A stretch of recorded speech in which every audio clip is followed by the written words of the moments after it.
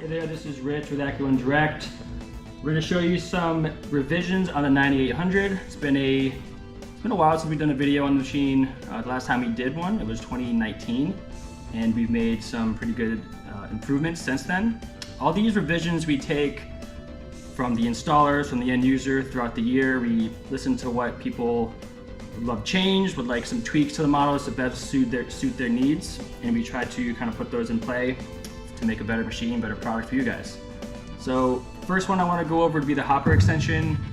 When they first came out, the hopper extensions were around the perimeter of the machine, and we found that these things work much better and feed material much better with the flanges on the outside, so the hopper extension comes down with the actual hopper of the machine. We also improved the door, so the door is a lot more stable and less flexy for the end user. End users aren't very gentle with the equipment, so we made sure that this machine can handle quite a bit more pressure on the door itself. The little added lip here I think is a good thing to have if you're prepping your bale, if you're prepping your cellulose or your fiberglass. It tends to be messy. This kind of catches that and is a good thing when they want to close the door. All goes in. The hopper extensions I recommend if you want added capacity, and added capacity certainly helps when you're doing a dense pack application.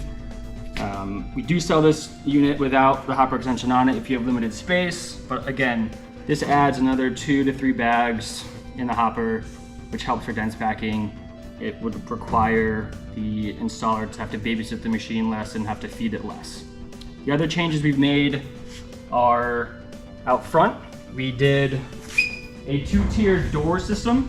The earlier models had what we called the slide door, which isn't very convenient if you have to work on the machine, if the doors need to come up in the customer's truck or trailer.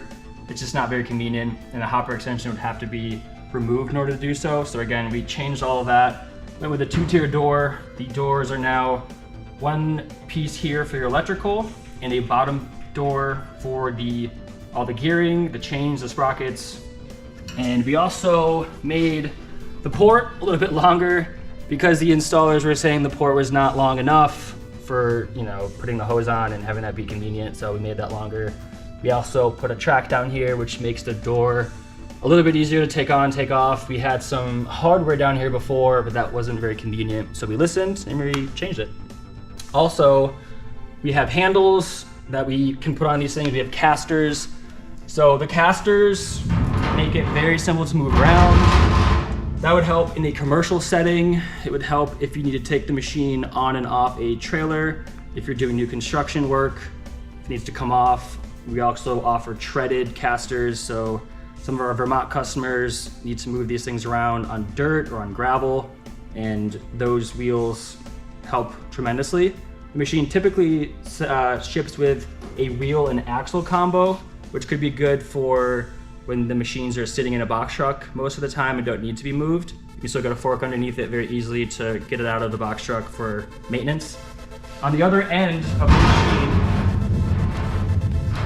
what we did was we added a fresh air intake plate. So you can still run the machine with 3 4-inch filters.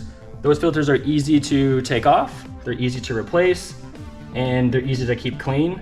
But if the installer would rather not worry about that and would rather go with a direct air intake system, you would simply take the filters off, you'd put this plate on, you'd use the existing hardware to fix it to the machine, then you would run your 3-inch hose, which most people are using.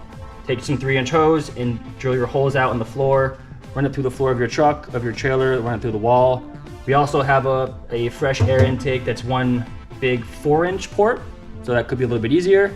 We have the options, and we listen. So this piece here, we also did a slight change. The original 98s came with just a nut here with an added tool that we need to say open and close the material gate. We got away with that. That was just another thing for someone to misplace. So we added this, call it the submarine style hand crank, and that works really well.